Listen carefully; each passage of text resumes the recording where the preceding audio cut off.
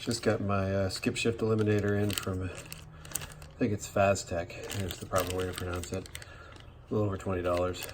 I like this one because it didn't have the unneeded line between the plug and the little resistor module. That's all this really is. It's just a resistor to simulate the impedance of the coils that you disconnect to get rid of the skip shift. So we got the car up. We only got the chocks in the back, but we got it up on jack stands. I tried putting it up on ramps, and it just wasn't enough to shimmy myself under there, because you got to get pretty far under to get to the solenoid. I'll show you in a sec. So it's kind of hard to see, but right in there, we get to focus, is a little white spot. You can kind of see it right there. So it's right in there. There's a clip that you need to remove.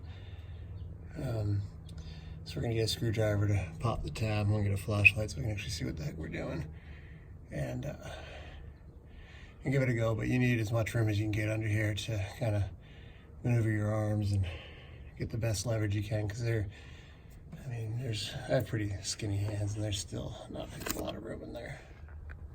Okay, so I now have a little bit of light. Let's see if I can get it focused up in there. There you go. I'll take the light off my head because it's not working so well. Get the video, but there. Try to get this in focus. There's the clip. So, I don't know if it's easy to tell in this video, but mine faces rear, where the actual tab is in the clip. Let's see if I can get some better light on it. And what you're going to want to check before you get too far into this project is see where that clip is facing, see if you can get to it. I believe these solenoids may be threaded in. It's like a threaded body, so where that clip lands may actually be different on every vehicle. If it's a threaded body, when they finally torque it down, it will vary. So take a look at that before you get too far into this. Figure out where your clip is. Oh, that's a better view right there. Figure out where your clip is, because oh yeah, there you go. That could definitely make your job a heck of a lot harder. So we're gonna take our screwdriver and pop that tab right there and try to get this guy off. I'm actually gonna try it with my hand first, see if I can get my hand up in there. And if not, I'll use a long flat blade screwdriver. So here's, I'm trying to get a good view of what you're dealing with in here. I'm still fighting with this thing. There's a big metal raised area there.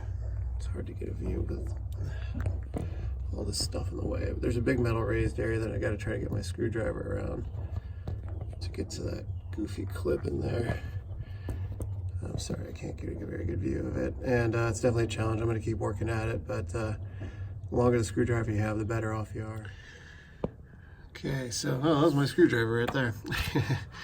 To get this cap in, I ended up, I think I read it on one of the forums, probably like Camaro 6 or something, but somebody mentioned that they ended up taping the cap to the end of their screwdriver, and that is what I ended up doing. I found I've got pretty thin hands, and I still found it's about the only way I get that thing in there. So I have it set in place. It's really hard to see. I think you can see it right there. I set it into place. So now I'm going to get my hand up in there when I can and try to lock it into place, and then take the tape off, because I don't want to lose what I have already as far as getting it positioned. It's a real pain to get this in here. Getting this guy off wasn't too bad in reality. I was just pulling it the wrong area, and you can see I've already got the little resistor plug on there. So once I get this in, all I have to do is zip tie this guy up to this little wire loom right in here, and hopefully we can call it a day. Anyway, we finally got that, there it is, that connector cover on there. You can probably see a little bit of the electrical tape. Can't get it to, there we go, focus on it. You can see a little bit of the electrical tape that I wrapped around the screwdriver. I had to use a screwdriver to guide it in, and then get my other hand up in there and snap it in place. It's a real pain in the butt, but we got it. So now all we have to do is zip tie this guy up to this wire loom, and we're all done. Man, this is not, this should be a lot easier than it is, but it's just there's no room up in here to work on it. So just be ready for it if you're gonna go ahead. I think it's still worthwhile, honestly, because I absolutely hate that skip shift. So I think this is worthwhile, but you can see I actually got a little bit of the felt stuff there with my screwdriver. So no matter how careful you are, it's a real pain. Anyway, I think it's worth it. We'll zip tie this guy up, and that'll wrap up the install. But just be prepared to have some fun with this one, because it's not that easy. And make sure, again, and I'm probably the only person that's done this, but make sure that when you're pulling it out, make sure you remember it's recessed in.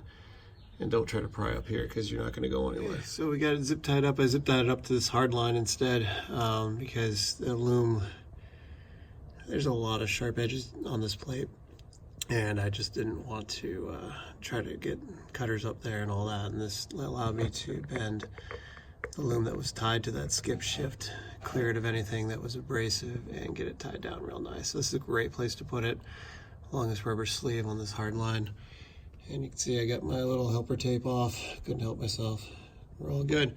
What I did notice is I think when I got, I had them change my transmission fluid real early on, just because I'm obsessive compulsive. And I noticed that this tab wasn't tabbed down, but I mean, this is when I started. This wasn't tabbed down. It looks like it's supposed to go in here, but there's no way. You'd really have to fight it to get it in there, and maybe that's tabs in there for installation or something, but thought that was kind of odd. Anyway, I think this will be worth it, but it is a real pain. So again, just to warn anybody looking to do it, it's going to be a challenge.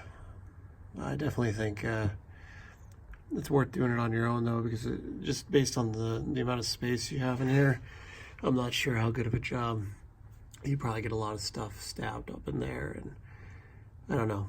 Anytime I have a shop do something like this, I end up regretting it, because they don't take as much care in making sure they don't mess anything up in your car that you would. So hope this helps some folks out.